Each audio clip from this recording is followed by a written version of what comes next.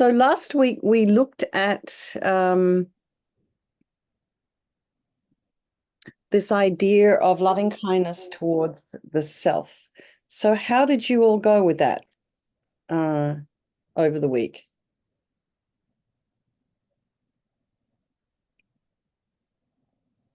You need to unmute yourself, or can they unmute themselves? Hi, Laurie.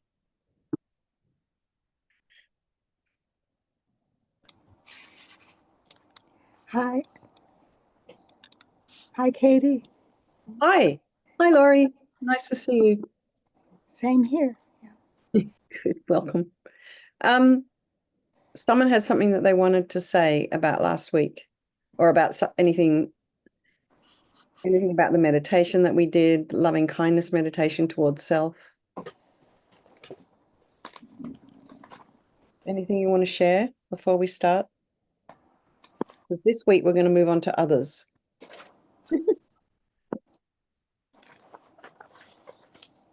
Anything? Laurie, you want to say something? Do you want to say something?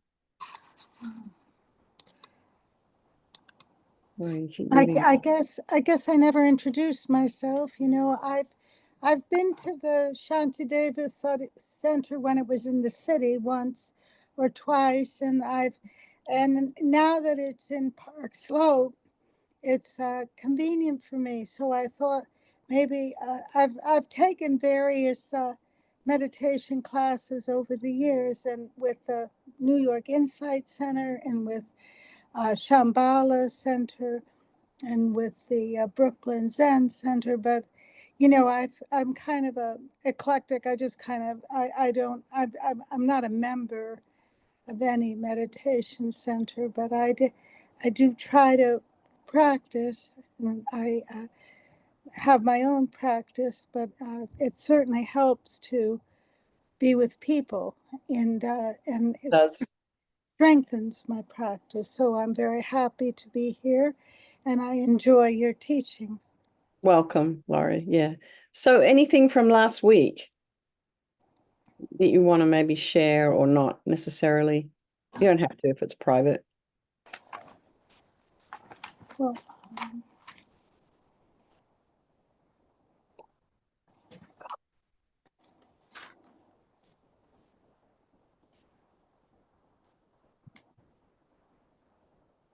Anybody else while she's finding her thing? well, I did like that you kind of separated thinking from the kind of obsessive thinking that I get so caught up in, and then functional thinking that can actually, bring you to action and bring you to knowledge. And, so I think that's a good distinction because, to call it all thinking, it's really very different types of thinking, Mm-hmm. And you can get very specific with it too. But I think it's always good to at least recognize that we do have some functional thinking going on in there, because I think a lot of us feel that most of the time all we're seeing is delusion, or all we're seeing is negative thinking. And there's, it can't be all negative thinking in there, because otherwise we wouldn't have made it to class today. Do you know what I mean? It's like we do have quite a lot of virtue inside of us. So I think it's good to remember that every now and then. Yeah. Okay. Well done, Laurie. Anybody else have anything they want to share from last week? No? Okay. Well, if not, then we'll just get back into it. I just wanted to say that so I tried to do the practice, and I found it very easy to sort of think of others, and I would sort of like do, may they be happy, may they be healthy, may they be safe. And then it was sort of occurred to me like as an afterthought, and what about me? Right. Well done. I would have to add that, but it wasn't in the forefront. Well, that's a step further along the path than last week, because last week it was like you would never have considered it. I didn't get the impression that you were very hesitant to think about yourself, that it felt very alien to you and quite foreign. Yeah.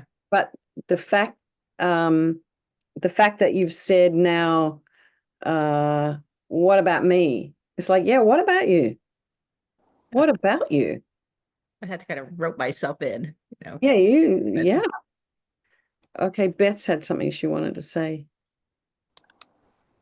Your breath is your home. Your breath is home base. Yeah. Okay. So, Beth, you want to tell us how that helped or why that helped? You can write it if you want, if you don't want to talk. No. Okay. It just helped. All right. Maybe, Beth, think about how it helped. And I'm only pushing you because you've got this really good brain and it might be helpful for others as well. Okay. All right. I'll leave her alone now. All right, everyone. If no one's got anything else they want to share, let's just settle into a nice, comfortable seated posture. And whoever is the host, if you could go ahead and just make sure everyone's muted. Okay, well done. All righty.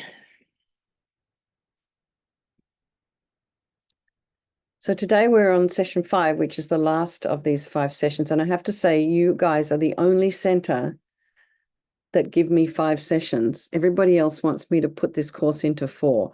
And I'm just like very, very grateful that we've had 5. So thank you very much for that. So let's just start by settling, a nice settling meditation. Have your feet about a hip's width apart on the floor and your knees also about a hip's width apart, and really feel the sensation of the soles of the feet into the earth, into your shoes, your socks, and whatever surface your feet are on.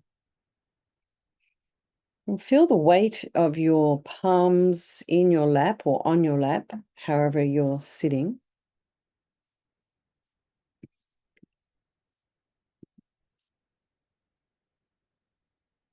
You can have them in the meditation mudra or just resting on your lap. So the right hand nestled in the left and with the thumbs touching. Now imagine your shoulders are aligned with your hips and your ears aligned with your shoulders. If you are sitting in the cross-legged position, maybe have a couple of cushions underneath either knee.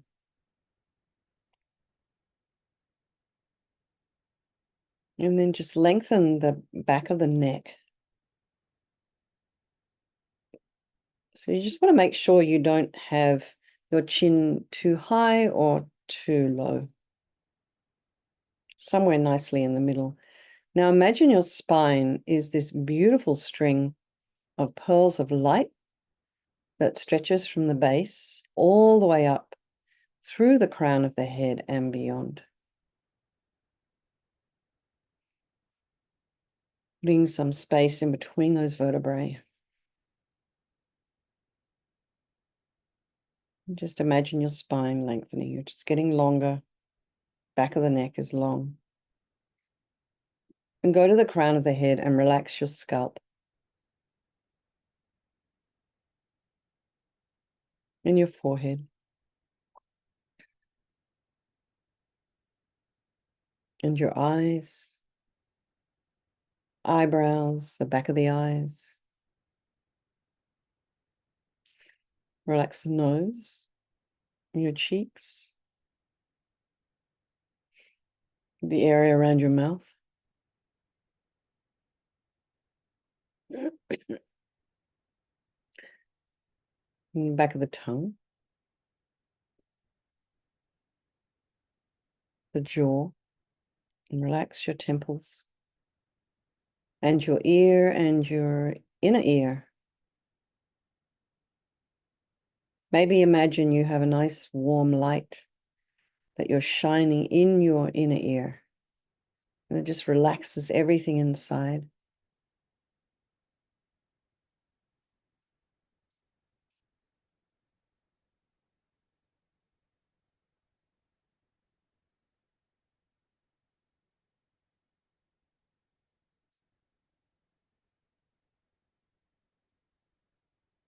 Relax the back of the head.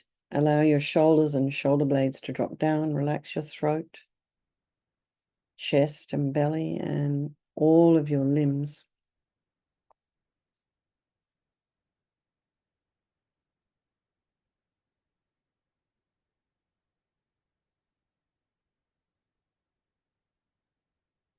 Notice the breath sensations. You might notice this around your nostrils or the base of the nose. The air that you inhale is slightly cooler as it flows into the nostrils, slightly warmer as you exhale. So this is your breath is your home base.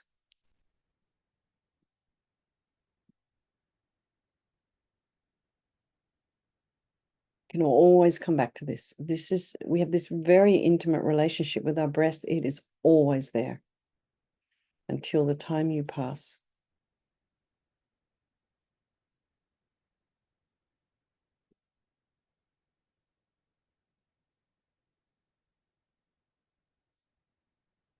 You may also notice the sensation of the breath as you inhale and exhale around your chest cavity, around the thoracic area, the back, the front, the side.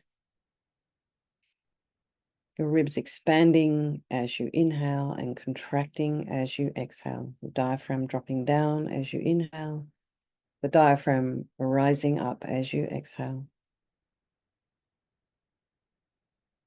You might also notice the rising and the falling of the belly.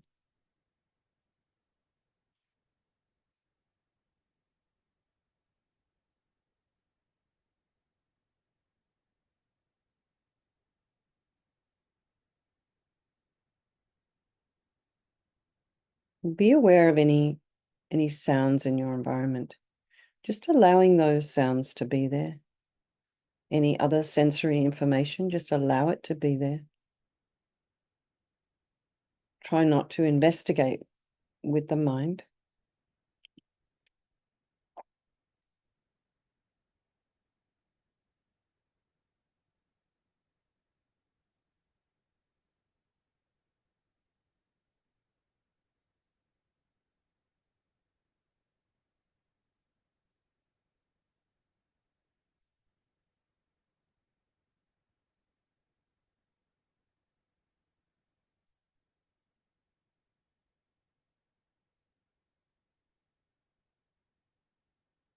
Then be aware of any thoughts that are arising in your mind and try and put some space in between them.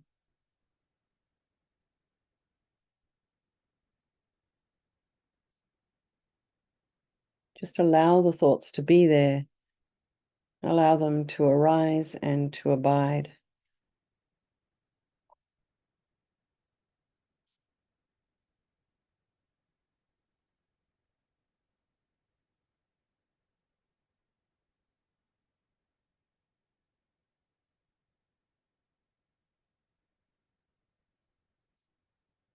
And then the trick is to not follow all those stories. We make a lot of stuff up and we have a lot of projections. We ruminate a lot. And it's almost like the mind just starts to do its own thing about things that may not even be real or may not even be true.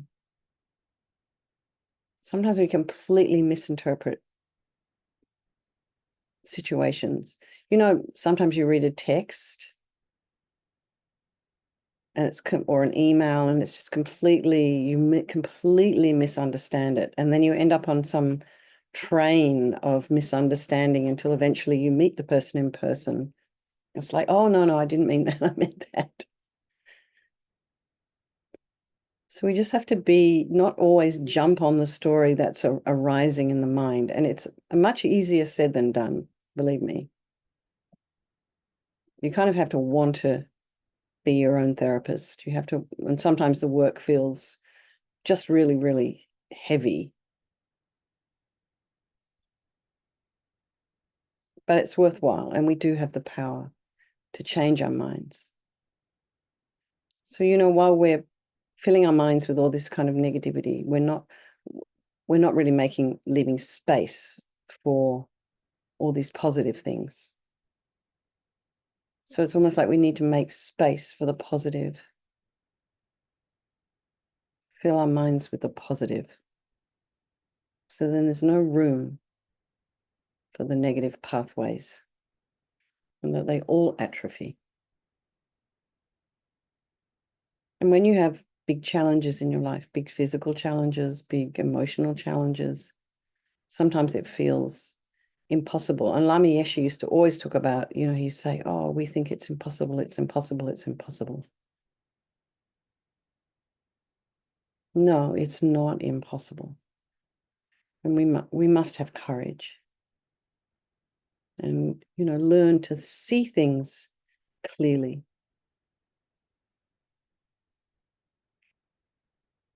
So there's our mind. So try not to judge what's there. Be curious about what's in your mind.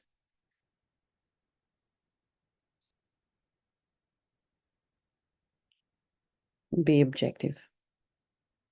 So then bring to mind all the people of your life. So we're going to work with them a little bit today in the loving kindness for others. So think about the people in your life who you really love, you're very, very close to.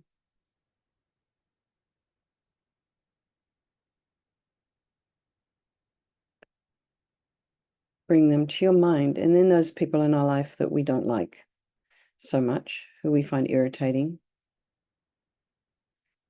And then there's our strangers.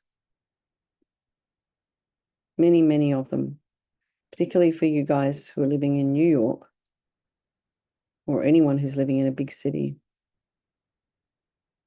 Strangers all around all the time, except for in your apartment. But you can hear them. I remember when I first went to San Francisco, I was amazed. So many, all sorts of people outside the window sort of shouting all the time.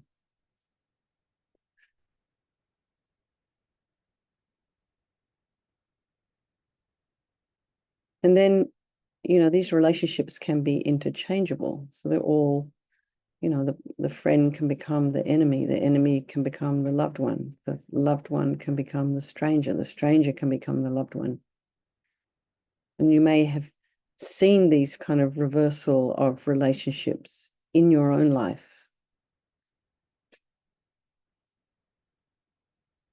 But regardless of how you feel about any one particular person at any one particular time, they really are all just the same as you and me. They're all equal in their wish to be happy, their wish to be free from suffering, and having this extraordinary capacity for a Buddha mind. So we think we'll do these practices this evening for the benefit of all these people of our life, by extension, all sentient beings, and for ourselves as we're moving along our spiritual path. So I'm going to talk a little bit now about mindfulness in analytical meditation. So we touched on this a little bit last week. So we want to think about mindfulness in nurturing positive, wholesome qualities within us.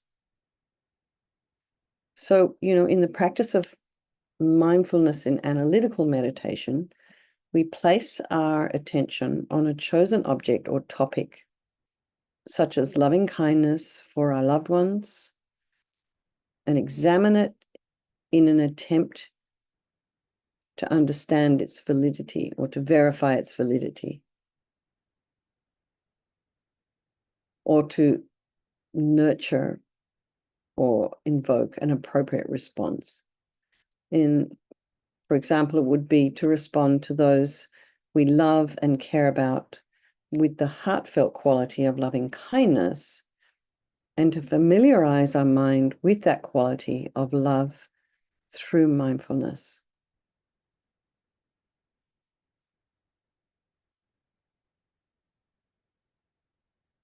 So there are many ways to approach this type of analysis that make use of our innate ability of functional thinking, remembering, imagining, and reasoning.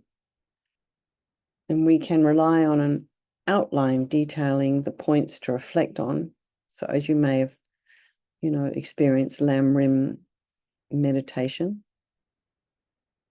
giving attention to each point and evaluating it in the light of our own experiences or, passages that we may have read in any of the sutras or texts, and our own reasoning. And we can follow a sequence of steps in a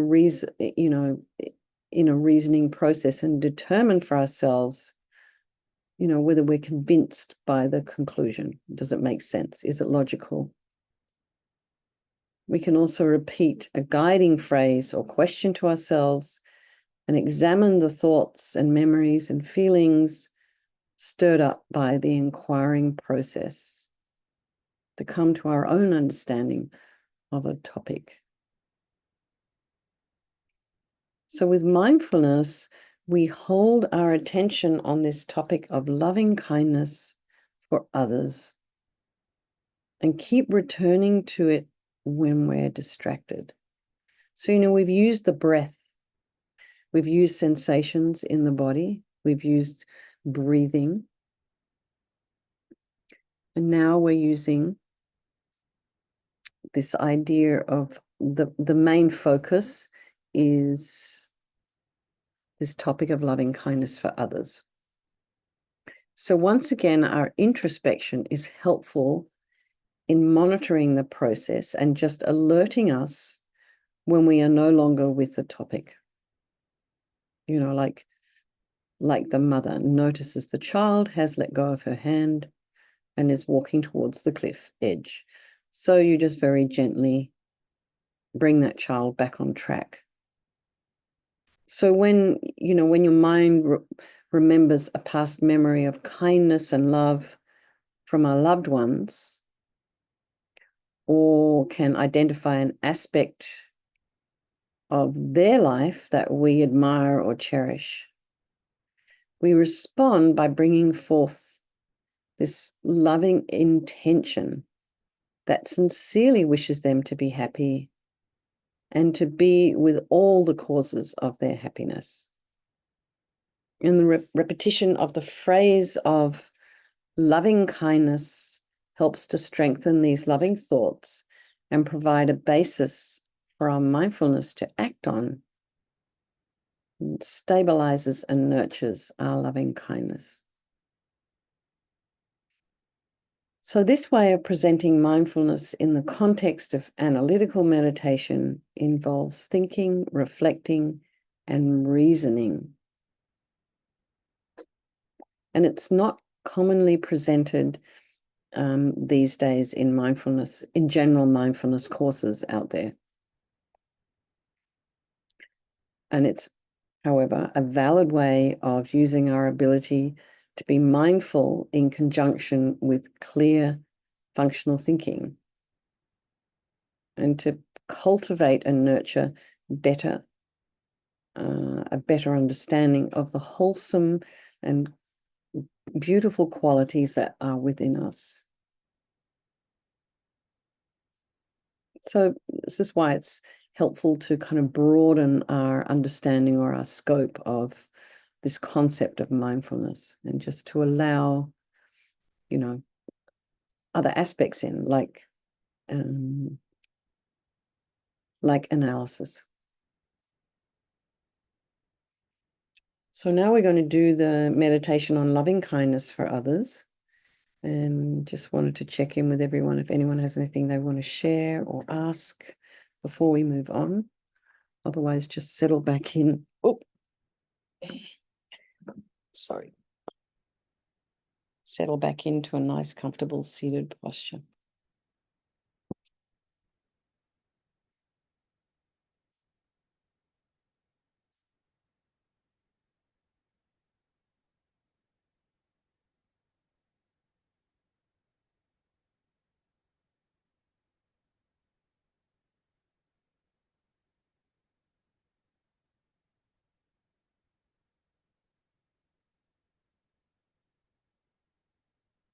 So bring to mind a loved one and allow a visual image of that person to appear to you. And you can further reflect and examine what you might know about this person, their experiences, their past and present, their hopes and their fears, and really engage in reflecting on the various reasons that come, for you to extend loving kindness and concern toward them. You can bring to mind their own good qualities, their wholesome deeds, including the kindness and love that they've shown to you, and their natural desire to be happy, that is just universal. So we'll rely on these set of phrases of loving kindness and extend those loving thoughts, intention, and warm feelings of loving concern towards them.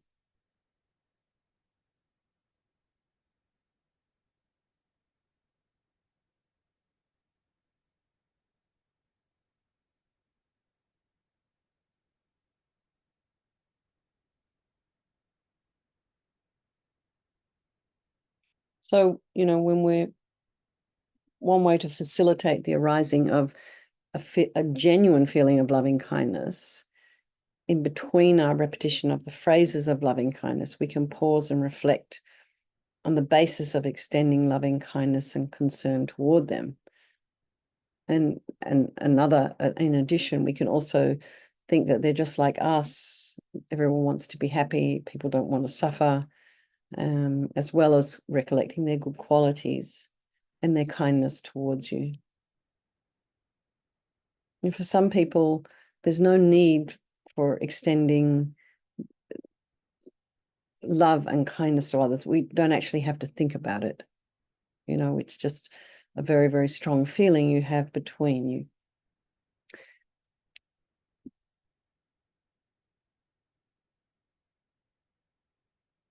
So now just, you've got your friend here, your loved one, but for now, just for a moment, return to your own bodily sensations and just be in touch with those sensations, the feet, physical sensations on the skin, maybe more subtle sensations of tingling, the crown of the head, the breath sensations. And notice areas of softness and ease and relaxation with these comfortable feelings, And can you welcome these feelings and allow yourself to enjoy them while they're there?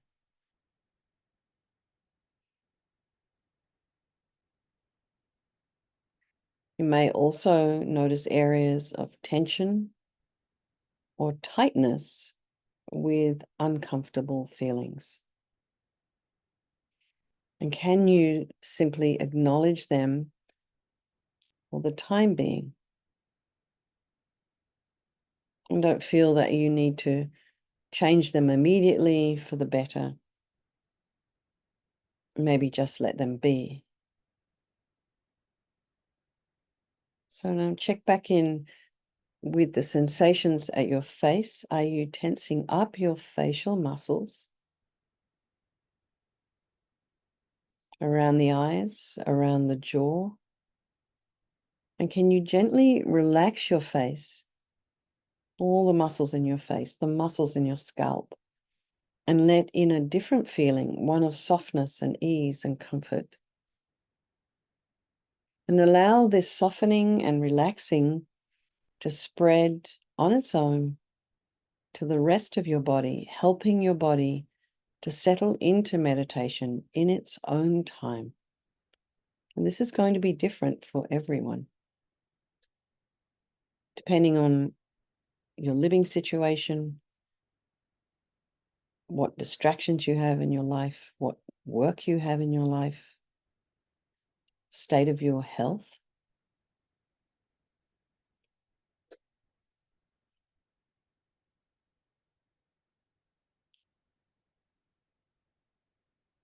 So we'll revisit some of those simple phrases that best express an understanding of what it means to love, to care, and to show concern. So we have, may you live in safety, wishing others to feel safe and have security in life. May you be happy, wishing others to feel joy, cheerfulness, and happiness in the mind and heart. May you be healthy, wishing others to enjoy physical health and well-being, and may you live with ease, wishing others daily life and workflow smooth and to be easy. So bring to mind, your loved ones, the important people in your life. You probably have this one, everyone probably has at least one person who's their main person. Bodhisattva, everybody's their main person. But meanwhile, we have one main person. We probably have other important people in our lives. And just allow a visual image of the person to appear to us. And again, reflect and examine what you know about this person, his or her experiences, past or present, their hopes and their fears.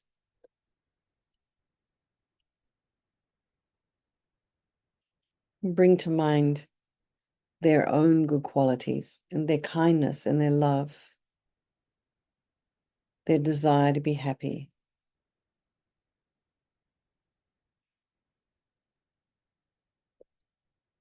So we can just say these phrases of loving kindness, repeating them slowly and mindfully at your own pace to express our love and our appreciation for them.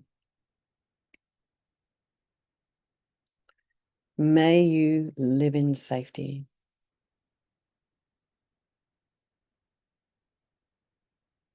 So I'll pause in between each phrase so you can really imagine the person's there with you in front of you and you're saying these things to them. And then just allow that feeling that you really mean it to arise. May you be happy.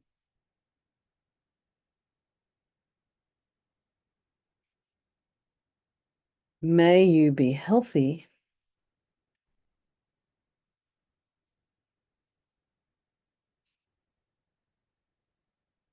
May you live with ease.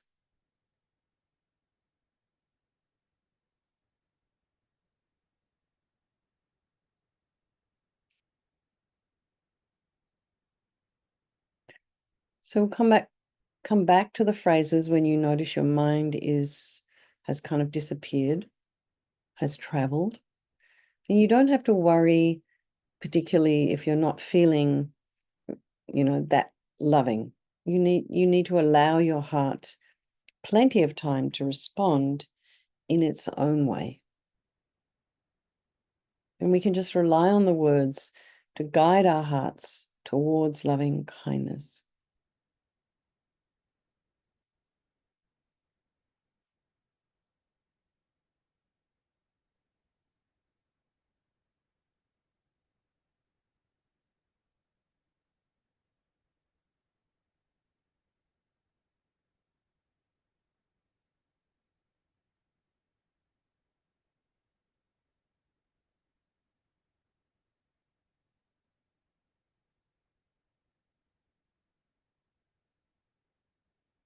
And so maybe occasionally a warm feeling of love and kindness will arise.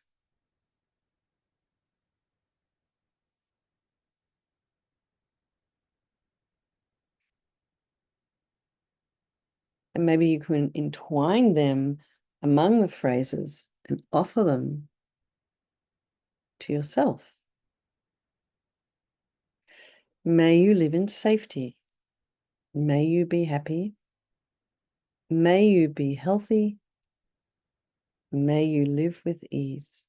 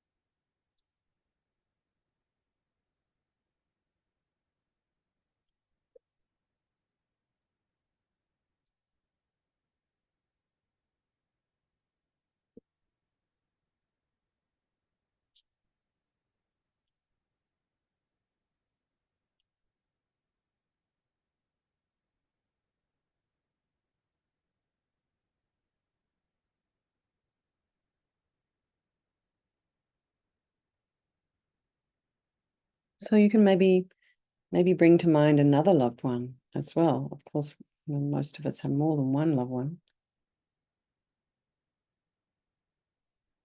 Bring them to your mind.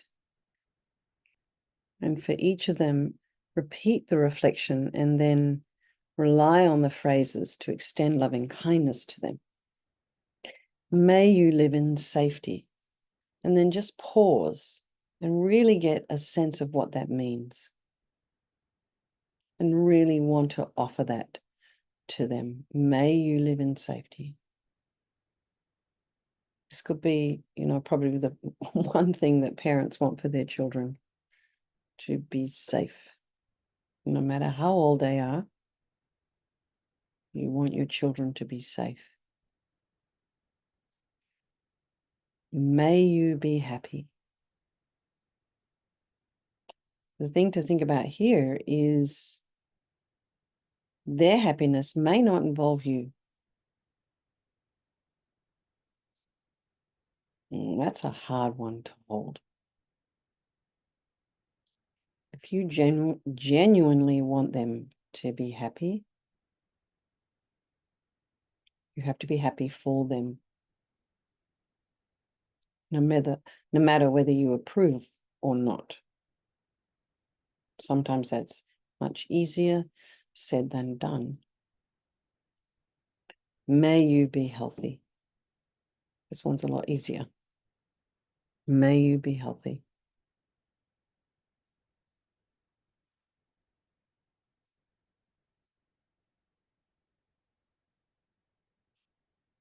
May you live with ease.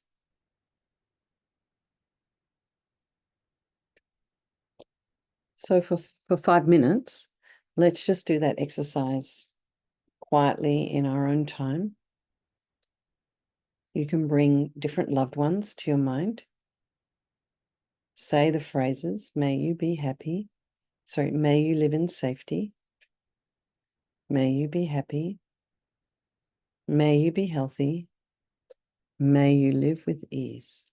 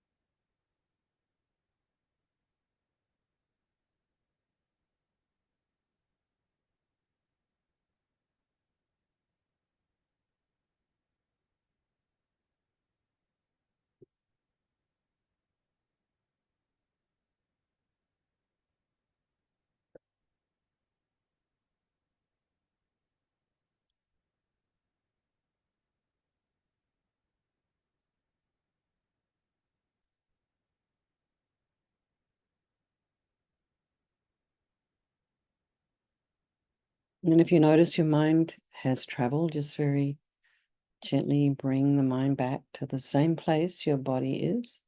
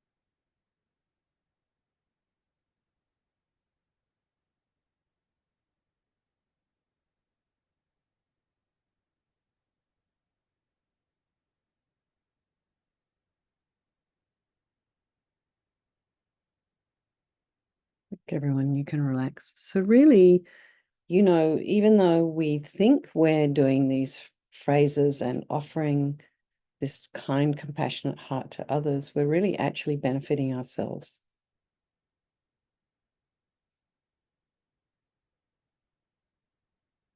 His Holiness always says, if you want to be selfish, be wisely selfish.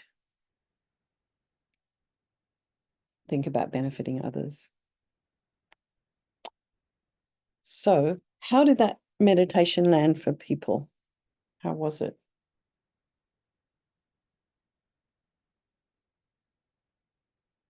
Anybody? Sunny, you want to say something? You did open your mouth briefly. Hi, Mary, welcome.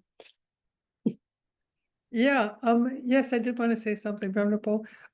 So one of the people in that I was visualizing, was one of my daughters, and I realized that, a lot of what may you be happy and may you be healthy and may you live in ease. That's a different. That what would probably make her happy is different from what I think she should make her happy. So I'm trying to, get some distance so that, it's her life. So I can remember that and not try to influence it and argue with her about what's best for her. And how old's your daughter? She is 40, she's 44. Yeah, she's a grown up. She is definitely an adult. And mommy doesn't have to be telling her, she definitely doesn't want to be micromanaged at this. I know, but is probably never gonna. She's never gonna be bigger than she is in your own eyes. And You know, well, I think for me, what resonates most is may you be safe. How did you put it? May you be safe. That's so true. I mean, that's what I want most for her, just like for all my, it's like, okay, compassion and may you be happy. But first I want her to be safe. I don't want her to suffer I guess that's what it is. I think that for us, it's probably the easiest one. People that we love, we want them to be safe. And it's so funny, isn't it? Like, you want your loved one, if you're in a relationship, for example, to be happy until they're happy with someone else and not with you, right? It's like, may you be happy with that other person. I don't think so. So, I mean, if we're all to be quite honest, but I think,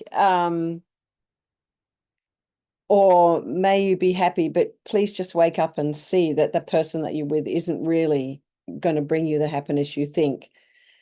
It's so hard. I know it's so hard, but we practice and we keep trying and we use our wisdom and we try not to interfere. It's very hard. May you be happy. May you live with ease. I think may you be safe. May you live with ease. May you be healthy.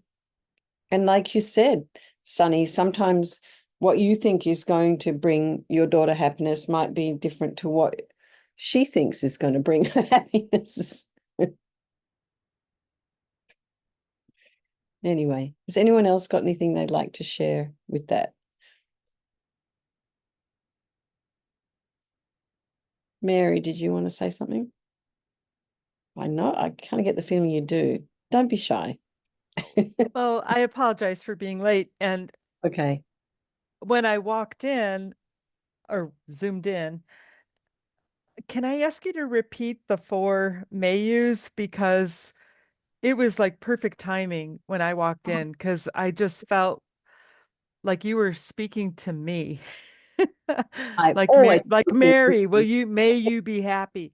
But then when I mean really it got me to slow down. But then when I close my eyes, of course, I resonate with what Sunny said for my mom, because there's things I want to orchestrate for her or the way I think things should be. And but mostly it's these four things are so, was it four different? Yeah, I'm just trying to find the exact ones. Where's it gone? It was here a minute ago.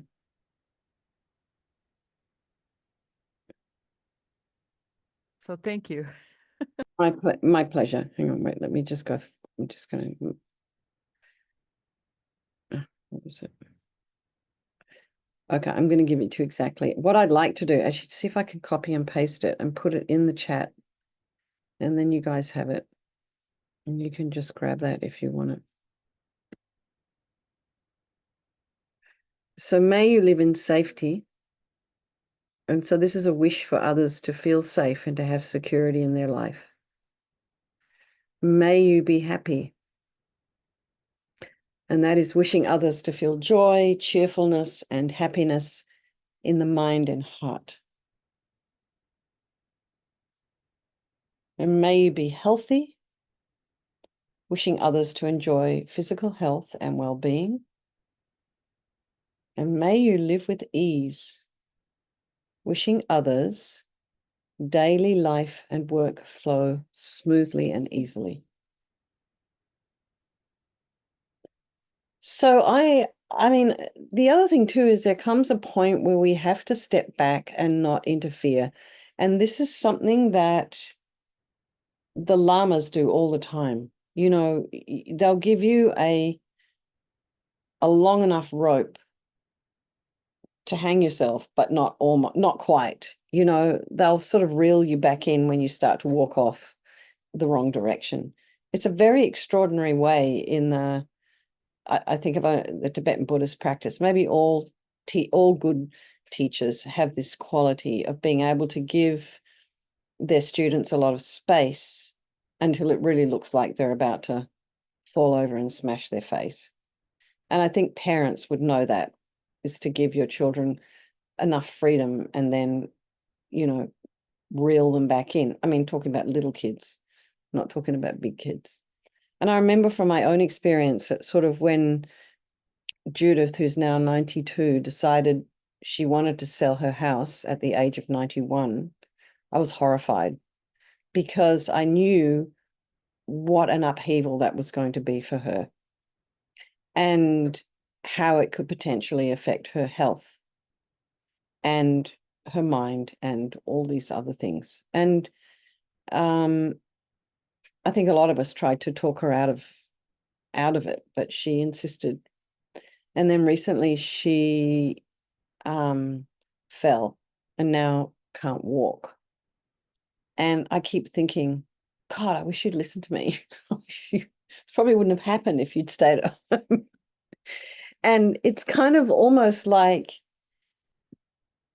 you have to allow people to do their own process and experience their own karma. And, you know, I love Judith and I don't want anything to happen to her. And now her life's become very difficult. She can't go to the bathroom by herself. She has to rely on other people to come and change diapers. Her diet's changed. She doesn't feel hungry anymore so much. And it's just kind of, for me, it's heartbreaking. And also, it's more difficult for all of us to bring the Dharma to her because now she also can't use her computer because she can't really sit up. It's just, for me, and I think I see this happening often with older people, you know, once they've had a fall like that, it's kind of the beginning of the end. And so anyway, that's my experience of just having to stand back and go, okay, you've just got to do this. This is your life. You have to let people do their life. It's somehow so difficult. Like I think if I could have stepped in and physically changed her mind, I would have. But I also realized very clearly this is what she wanted to do. And I just kind of, I can see, I'm not a parent, I've never been a mother, but I can really see how it would be so difficult as a parent to not try and influence your child to do something you think is going to be best for them. And that in a way they have to figure things out for themselves. And our best friends need to figure things out for themselves. You can tell somebody something till you're blue in the face, as we say in Australia. They do not want to listen to you. They will not hear it. The only thing that you can do is to say to someone, you know, what I'm seeing is X, Y, and Z. And then maybe a year later, they'll go, oh, yeah, I remember when you said blah, blah, blah. So it's just really this balance of how much do I actually interfere? When do I step in? When do I step back? And this is where this whole idea of wisdom comes in. It's like really needing to know, when do I use my wisdom? You know, when's the right time to say something? I don't know how we got here. I took us there. But anyway, it's such an interesting thing for me, you know. And like Ju's not even my mother. She's like my mother, but she isn't my mother. Yeah, it's just been a very interesting experience, allowing someone to do what they think's best. And then I don't like the outcome right now at all.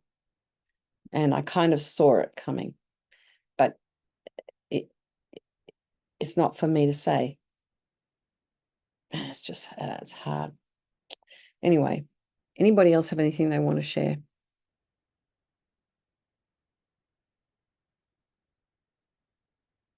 A number of you are nodding. Want to share anything? I'd like to also do that 9-round breathing again before we go, because I think it's super useful and it's something you can take away with you, and we get to do a little bit of analysis. Linda, did you want to say Yeah, something? I wanted to share that. Thank you so much for bringing that up, because I think it's one of my biggest issues is watching people falling off a cliff and not interfering and saying the wrong thing. I mean, I kind of ruminate over it so much. So thank you for bringing that up. And what I've been doing is trying to use these phrases silently and just sending them that aspiration and love and hoping that somehow it gets to them. I don't know exactly how that works, but just in my mind, having this strong aspiration for them to be at ease, to feel loved, to be loved, to, you know, and I think it's working better. It's working better for me. So that's fantastic, Linda. That really is fantastic. I mean, I can feel your frustration, and then the ease that you get when you start to use those phrases, because it's almost by offering those phrases to people, they do land. Otherwise, they wouldn't put prayer flags out there. I mean, the Tibetans have been doing this for years. They put prayer flags up in the wind and allow the wind to carry the mantras. They, you know, the Reiki masters will tell you, you can do Reiki from the other side of the world. And there's that whole thing of, you know, the butterfly flapping its wings in the Amazon jungle creates a hurricane over in Hawaii, something. I mean, energy travels. We just don't understand. And our thoughts travel as well. So how much better is it if our positive thoughts travel rather than our negative ones? Because I think when we get into this place of just feeling frustrated because we're watching someone fall off the edge of a cliff, it just doesn't help anybody. But you can be of far more benefit to someone if you're just wishing them, may you be happy.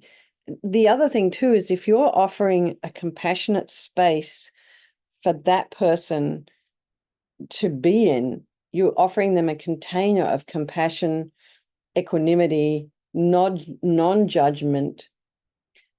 They will trust you more. You will have their trust. If you're constantly telling them what to do, they're not going to trust you.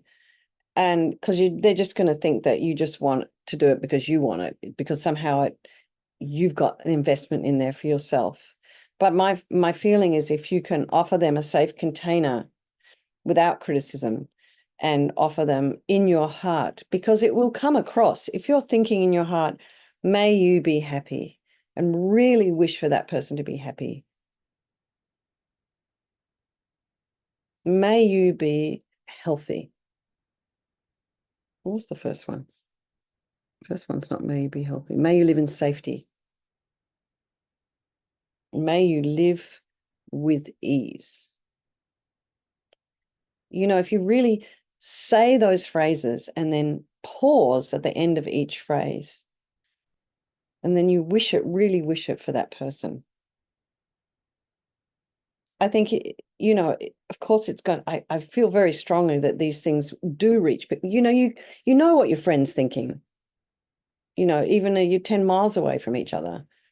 Oh, I was just thinking about you yesterday. Do you know what I mean? And these friends that we're very close to, we have these very strong connections with people. And so they pick it up energetically. But I think the most benefit that comes from this is when you're thinking, may you be happy, and really, really meaning it, not may you be happy the way I want, why I think you should be happy. You actually benefit yourself. It calms you down, like you said.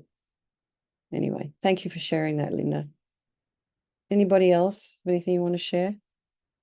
Venerable, I don't Yes. want, I don't know if I should ask another question, but Go ahead. what another way of doing, you know, when you visualizing someone, and you're visualizing someone who you don't necessarily love, who you don't have a positive relationship with, who in fact you know is you fear is probably trying to hurt you or cause you suffering. You can't be sure because you know your wisdom is always, you know, who knows, you know. But then you're so overcome and overwhelmed by negative emotions. I mean, then how do you, you know, I think that should be session 6, actually. There should be another session that when you may you be healthy, may you live in safety, may you be happy, for the people that you see as your enemies, people that you don't like. It's a tremendous exercise, I think. May you be happy. Because it's always like, how genuine can you be about that when you're offering that towards someone who just irritates you like crazy?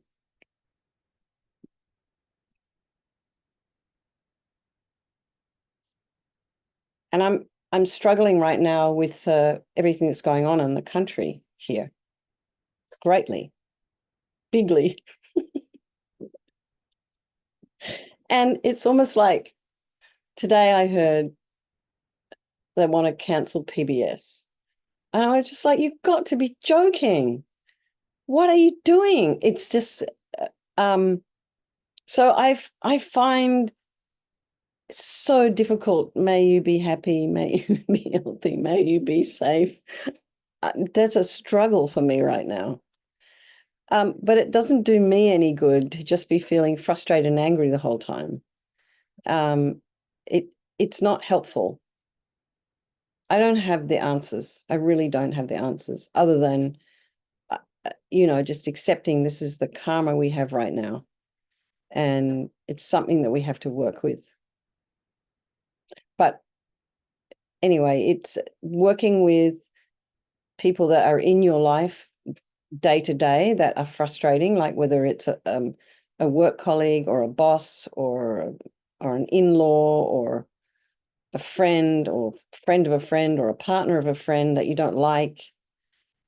And then, you know, that you think might be hurting your friend. Yeah, I mean, it's like, what do you do? On the conventional level, for example, if you can see that there's abuse happening, then you find a way to report it. I mean, you have to just, we're not practicing Dharma around other people's lives. I mean, we are, but you've got to be practical. But then when it comes to something like you feel like you're being unreasonable, somehow we have to work around that. Am I making sense? I don't know if I'm making sense. Anyway, finding a way this whole idea of loving thy enemies, which is kind of across every single religion on the planet, must be something that everybody has struggled with since time immemorial. It's not new, and definitely you're not alone in your struggle with that. So, Marion, you spoke quite a bit last week, but you've not said anything this week. So I'm wondering how you're doing. You're just nodding your head there, my friend. You're muted. You got anything you want to share? No. Okay. Are you okay? She's okay. All right. Margaret, how are you doing? How was the session for you? Well, it really helped me because hearing, may you be happy, and for myself with enemies, it's like it kind of brings me closer to meaning it, just to say it. I don't know if that makes sense, but that was pretty valuable for me. It does make sense. It's so much healthier for us to say that than, God, I wish you'd just go rotten hell. I mean, what are you going to do with that? It doesn't help anybody anything. But a genuine wish for a person to be happy. You know, I remember the response from people when Donald Trump was shot in the ear. There was genuine concern from everybody. You know, nobody wanted that. And I think I was kind of impressed with that, actually. It was like, no, that some people see him as very, very harmful, but they don't want him dead. And I think it's, I don't know if that's a good example, but we really, it's much better for your own heart if you can say, may you be happy. Because in a way, you can almost walk away then.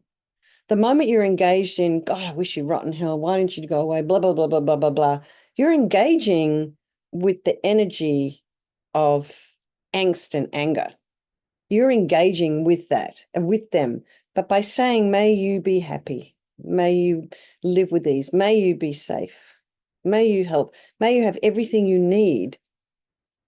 It's almost like it gives you permission to let go energetically of whatever karma it is that's binding you to this person that you see as the enemy. I don't know. I think it's a more skillful way of going. It's almost like you can say, may you be happy. There you go. It's almost like you can release yourself. You can release your heart from this kind of these strings that kind of go out energetically to us, like when you're kind of engaging in some kind of combat with someone. I don't know. So anyway, Sunny, thanks for bringing that up. So Venerable, at what point does that letting go? I mean, there's wisdom also, which Buddhism says, don't just love everybody unless you have wisdom, don't be a martyr, love yourself first. And that's wisdom. And it's the wisdom that keeps this from being Pollyanna, all kind of like, so how does that go together with the just letting go? May you be happy. Does that make any sense? Yeah, I mean, so you don't have to invite your enemy home for dinner. It's like you're not bringing them into your life. Actually, you're doing the opposite. You're cutting that energetic connection. And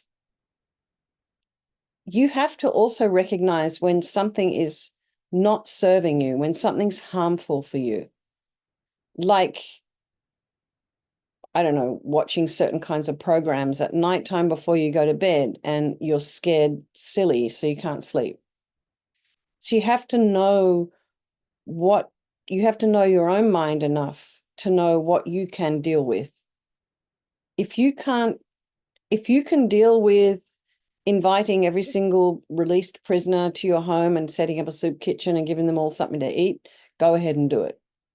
But if you don't have the capacity or the wisdom to be able to deal with that, you do not invite them into your house, because then all hell will break loose, you know.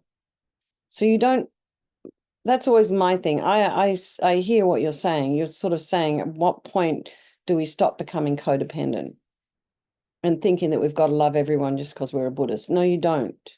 You just have to recognize where you're at. That's far more valuable to other people and to the people that you do love. So the people that are in your life who you are responsible for, or you are in a relationship with, who you need to focus on those people, and of course on developing yourself. And don't waste your time on people that do not care about you. Do not waste your time there, but just don't get angry at them. And I think this is where wisdom comes in. It's like, if they don't want anything, if there's nothing, this is why they say don't give teachings to people who are actually not genuinely asking for them, because the teachings of the Buddha are so precious and so valuable. They're just going to kind of treat it like a piece of trash, or they won't, or they'll make fun of you, or they'll just, do you know what I mean? It's the best thing is to know when it's appropriate to engage.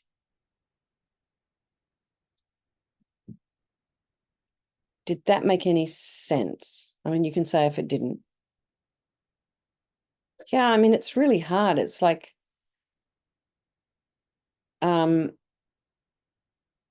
it's like you're in a Dharma center, right? Dharma centers tend to attract some interesting characters, was my experience. And some of them, I don't know always if their intentions are always really wanting to learn Dharma, or what their intentions are. Yeah.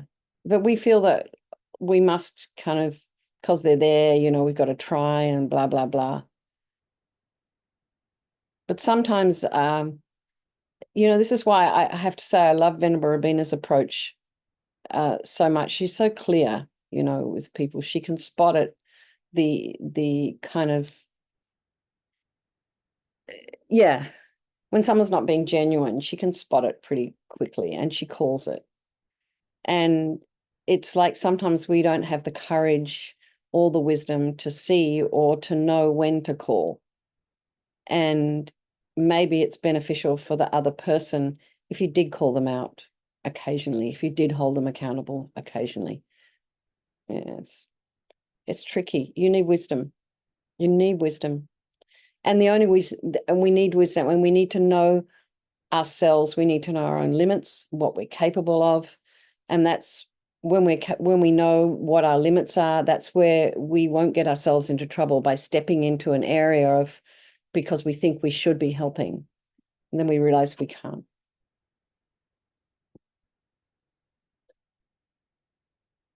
Yeah. God, I've been talking a lot. Anybody else have anything they want to say? Maya, I haven't heard from you. Anne, I haven't heard from you. Do you guys have something you want to share or not? Laurie, you want to say anything extra? I think I liked a lot of what you just said about it. What does it serve me? Because it certainly doesn't serve me to hate Trump and to, you know, and I fall short of offering loving kindness to him. I can't. It comes up and I push it away because I feel like his being happy is like he needs to have. Sometimes I pray he has some kind of a revelation like St. Paul or something that he can but he is the most selfish and really a very mean human being, in my opinion. And so it's a, but it doesn't serve me to hate him or to, because as you said, then you're setting up an energetic connection, you know, and you're almost being tied to Yeah. something rather than being able to let go of it. You know, and you know, I'm trying to, this is, you know, one of the main things that happens every day is what's he going to do next? And is he just talking, or is he going to come, you know, take it back, as he may take back this funding freeze, but we're not sure, because you never can be sure because he's not honest. So it goes, you know, but it's just an important thing to, like you said, to know your limits and to serve what serves you, what serves your betterment, you know, in terms of how you want to let really kind of very negative characters, you know, impinge on you. You know, you want to be able to hold your limits for that, you know. And I liked what you said about that. Yeah. I think it's so true. It's like, and also too, when you think of a situation like we have in this country right now, it's an enormous teaching. It's a phenomenal teaching. And that's the way I'm looking at it too. It's kind of curious. It's like all these characters, I call them characters, have so much attention from the media and from, it's like at some point in their lifetime, somehow they connected with all those people and it enabled them to have trust, that these people trust them and believe them. So that's interesting to me. It's kind of curious. At some point in their lifetimes, they were kind to those people, which is why now they all, I mean, this is how they'd say karmically, which is now why they all believe and trust. Mm. It's just it's kind of fascinating to me. It's just like, wow, this is really curious. It's like they told everybody what they were going to do, and everyone's going, yeah, yeah, yeah, and now they're doing it. It's like, and now you're surprised. It's just like, I don't know. I'm sorry, I didn't mean to drag us into politics, but the thing is, it's almost like the elephant in the room, and it's affecting everybody. And each day, it's like this thing's going to be cut, and this funding's going to be cut, and what's going to happen if we're not funding AIDS in Africa? Is like, how long is it going to take before this then starts to spread to the rest of the world? So it's almost like, and how come you've taken food away from people in Sudan who are hungry? And it's kind of like, I can't think about it too much. It's so depressing. But the only thing I can do right now is just sit back and just watch with some kind of weird fascination. It's like, how on earth did this happen? Mm. Yeah. How on earth did this happen? Because there's so many really, really good people out there. It's like, where are they? You need to step up and lead. Yeah. Where is Jimmy Carter? Where are the Jimmy Carters of the world? Anyway. Oh, okay. We've got 6 minutes left. And does anyone have anything else they want to share? We Hello, can, this is we can, Maya. Maya. Yeah, let me turn my video back on. Sorry, I was Hi. called away to a call and I missed a lot of it, so I'm gonna have to Oh, rewatch. sorry. But yeah, I'm a federal employee, so this has been a very, Oh, I'm so sorry. it's been Oh, a really tough time. yeah. I'm dealing with both like sadness about the big effects, you know, the effects beyond me, and then also the effects that are directly impacting me. It's just this, Mhm. yeah. So it's been, I got totally overwhelmed this week. I did do the, may I live in, those words stayed with me, may I live in safety. And this was very helpful. But yeah, I think I need to kind of reassess my approach to self-care because it's suddenly a lot more. Yeah, and I'm glad that I have these, this series has been so helpful in just understanding, I think, the importance of meditation and what it can, what it makes possible, when you create that space as you were talking about in the mind. So I really appreciate it.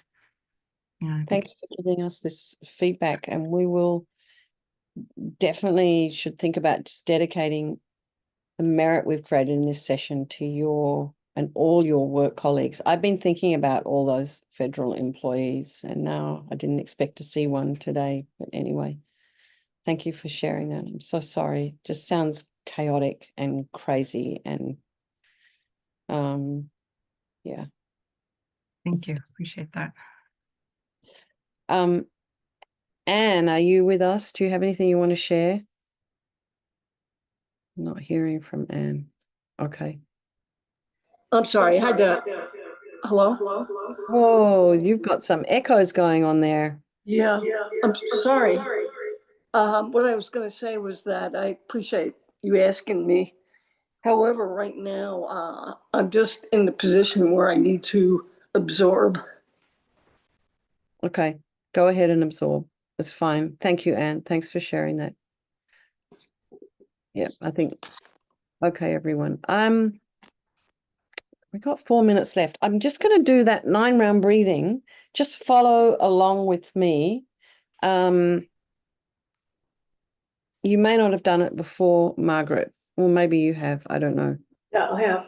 Done it. Okay. Alrighty.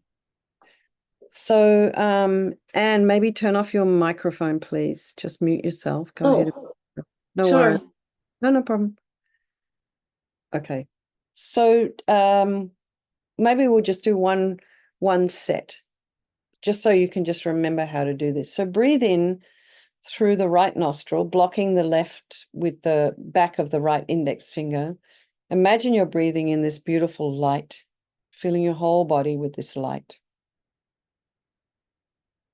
Pausing at the top of the breath, and then just kind of block the right nostril and breathe out through the left, all of your attachment energy, all of your unhealthy desire, all of your addictions. Breathe out all of your not feeling enough, not feeling worthy. Just exhale all of that.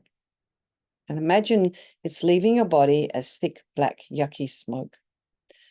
So this is just one technique we can use to kind of try and purify, but also ground ourselves. Breathe that out and do that 2 more times. Breathe in through the right, blissful light, and imagine you're filling the whole body with this light. Pausing at the top of the breath, and then exhale all of your unhealthy attachment and desire. And one more time, breathing in light. Pause at the top of the breath, and then exhale all of your unhealthy attachments and desire. Just breathe it out.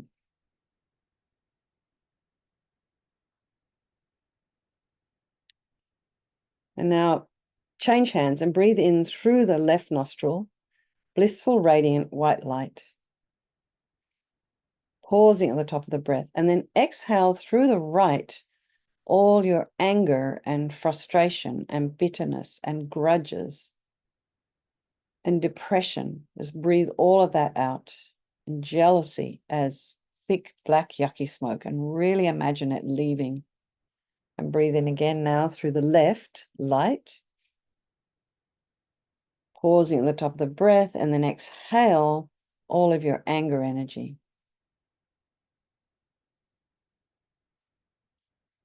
Breathe in light. Pause at the top of the breath, and then breathe out all of your anger energy.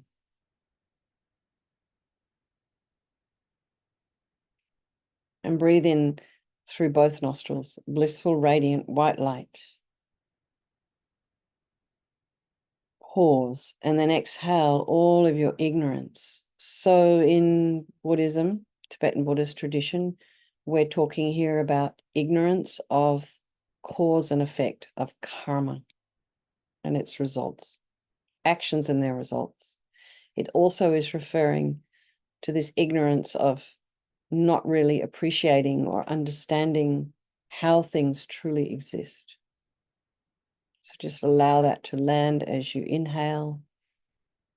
Fill your whole of your lungs, both of your lungs, and exhale all of your ignorance energy. And imagine you're cleaning the dust off your mirror as you do this. And breathe in light. Pause at the top of the breath, and then exhale all of your ignorance energy.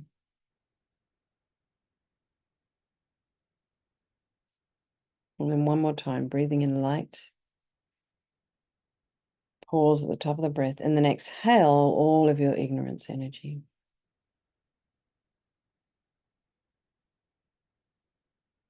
And just allow yourselves to settle for a moment. And just notice the difference.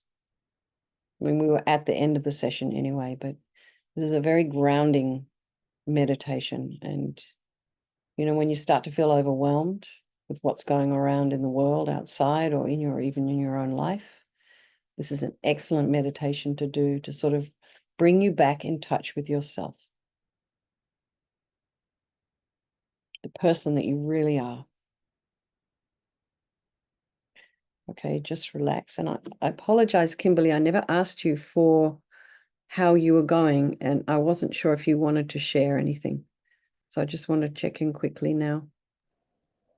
Well, I'm still in the hospital and I'm still waiting for my Sorry. biopsy results, but they think it's likely I have lesions that metastasize probably from breast cancer in my spine. So we're just waiting for all of that, and eventually going to be moving to convalescent care to learn how to, because I stopped being able to walk and things. So I'll have to do all that, but we're just waiting. The number one thing is to get the results to make absolutely sure that's where it's all coming from. Mm-hmm. Wow, So, Kimberly, I'm sorry to hear that. Really sorry well, to. it's my karma. And you've got us here online, and you're a very important part Absolutely. of our group and all the different groups that you show up at. Yes, thank you. Thank you for your support. I know I don't say a lot, but I listen a lot. You do, I know. I know you do. I know it's all going in. And the great thing is that they give me really good, have really excellent pain medication, which helps a lot because I didn't really have that at home. Wow, okay. I'm glad you're being taken care of. I think you have quite a good medical system up there in Canada, right? Well, that depends. That's rumored. That's rumored. All right. They don't have a lot of staff, but the staff that they have do their best. So Okay. thanks, Beth. Yes. Thanks, Beth. All right. Okay. Thank you, Kimberly. Thanks for sharing that. You're welcome. I don't think people here quite realized what you've been going through. So, Yeah. yeah. So I wanted to thank Sunny and Sheila and everyone at Shanti Davis Center for this, giving us the opportunity to come together with this mindfulness meditation series. And it's likely we'll do it again. I don't know. Is this the second time we've done it?